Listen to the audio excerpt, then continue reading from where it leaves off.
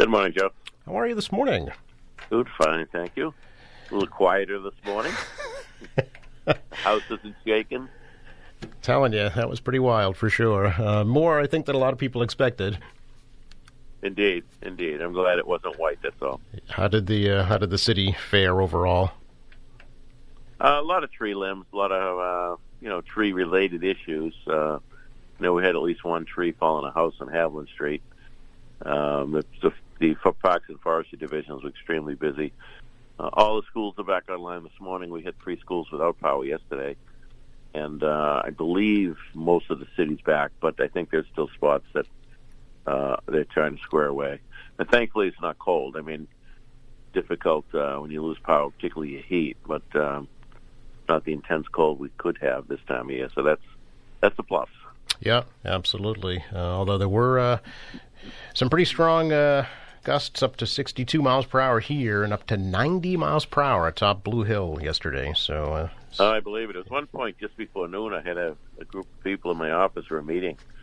And I don't know if it was quarter 12 or whatever, but it seemed brutal. In fact, a gasket on one of my windows just from the inside blew off. Really? And fell into the office. And then I had a leak coming in. So there's some real powerful gusts at different points. I know early morning yesterday, felt like the whole house shook at one point. Yep. At my home before getting into work. And then, of course, the Glass City Hall, you never know if that structure's going to hold up. So a little nerve-wracking. But, I know one of the biggest challenges yesterday was navigating the city because they said the power outages, so many intersection traffic lights were out. Yes. That created challenges all across the city as well. But Ed Brennan and his team worked like heck to get that squared away. So, it could have been a lot worse. Number one, we had some flooding issues, but nothing catastrophic. And 2, as I said, grateful it wasn't snow. We'd be digging out for a week. Yes, that's for sure. City got almost 2 inches of rain, which would translate into over 2 feet of snow. So, yep, which the kids would have loved. Oh, sure. early winter vacation, right? Exactly. Do you know which schools were out of power for a while? Montclair, Point Webster, and Marymount. Okay. Montclair was the last one to go on this morning. Okay, so everything is back up and running. Indeed. Good news for that. The City Council, as you know, held their last meeting of the year last night and approved some pretty major orders, including the land disposition agreement for the former Ross lot. Yes, indeed. As you know, Joe, we've been working on this with D.J. McKenna, Atlantic Development. They've done a number of projects in Quincy. They have a good track record. And I know that D.J. is well respected. He's not one of those developers that overpromises or, changes deals midstream. He's a straight shooter. So, yes, as we've talked about, this one is south of the bridge between Hannon Parkway and the bridge and Bergen and McConville Way. This will include a parking garage, a number of apartments, a food grocer such as Trader Joe's, a bank, a coffee shop, maybe some other amenities. But this was a huge step in getting the phase moving. DJ is, as I said, is excellent, particularly working with retailers, bringing retailers to the city, and I know that he's under time constraints. So I'm grateful the council looked at it, understood this is part of the master plan from day one. This isn't something absolutely brand new. The specific uses are new, but this is in line with the master plan for the downtown. So I'm grateful for the city council for their quick action on it so that we can continue to moving forward. Is it an actual sale of the land, Mayor? Is there actual money transacted for the disposition agreement? Yes, there will be. Okay. But, we're disposing of the land, yep. Which requires a couple of appraisals, which then the developer will pay the city for the value of the land. Okay, which, as I saw on the order, is $7.3 million. Is that right? Sounds right. Okay. And does that include the garage as well, property for the garage? It's the developer will build the garage. Mm-hmm. The city will own the garage. I see. Okay. Yep. And does the city... Much like Kilroy's. Kilroy's was built by Lee Kennedy, who was a developer's choice contractor yep. on Chestnut Place, Peter O'Connell's building. So similar process, which allows for smooth construction. If you get two different entities over there, it becomes problematic. So it's a good deal. I see. And does the city pay for the garage, but the developer builds it? The city pays for the garage, but the city builds it. Okay. Yes, the developer builds it. I see. Just like Gilroy's. Yep. So will there be separate orders coming to fund the garage? Yes. I see. Okay. Yep.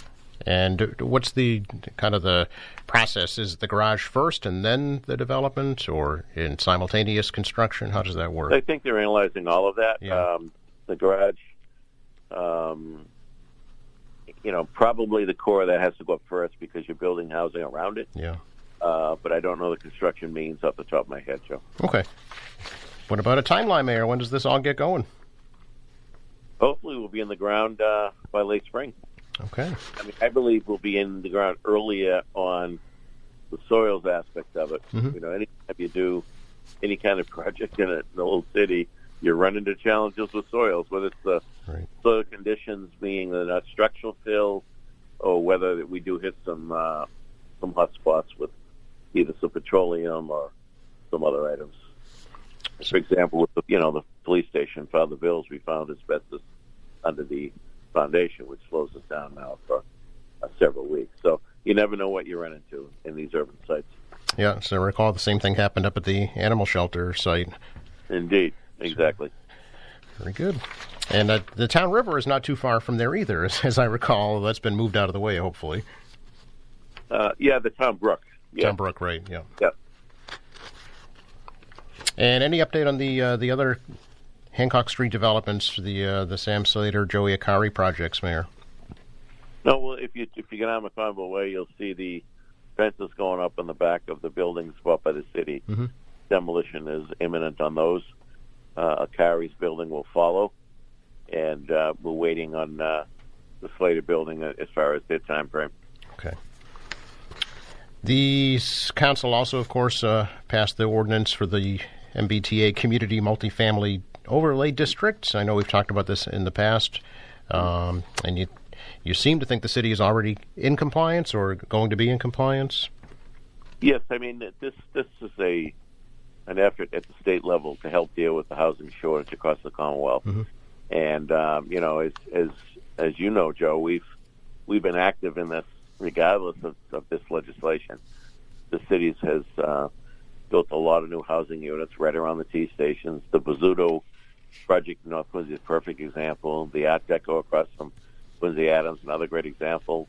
In and around the downtown, close to the Quincy Center Station, another example. So we're already doing it. I think this was a really an initiative to get projects going in those communities that have MBTA access, but really haven't done any development because they're sometimes the towns it's difficult to get anything moving.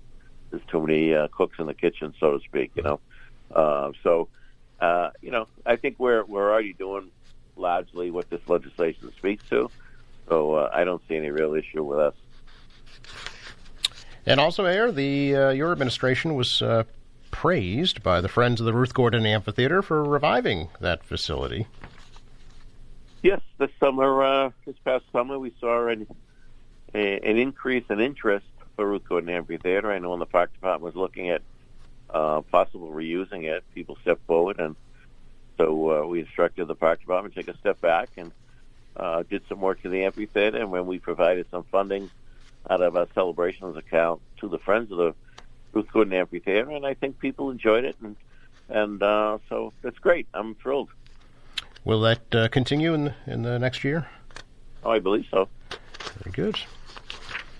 Anything else we should touch on before the holidays, Mayor? Get your shopping done, Joe? Oh, of course not. Plenty of time. I don't want to rush these things. We have a whole weekend before to get ready for that. Well, I went out a little bit with my wife last night, taking her, and there's definitely differences between men and women when it comes to shopping. I'll leave it at that. Some things never change. That's right. I did a lot of waiting. Do you have a Christmas wish list for yourself, or for the city, for that matter? I have a wish list with Governor Haley for sure. Yeah. But no, listen, the city is doing well. I'm grateful in so many ways. One, to serve as a mayor, but also to work with so many hardworking folks each and every day that work for the city. My colleagues in government, the council, school committee members, legislators. The city is thriving, and that's because we're all working together. That doesn't mean we agree on everything, but we're all working together. And I know I've heard countless folks speaking about the beauty of the downtown for Christmas, the excitement of the rink for the holiday season.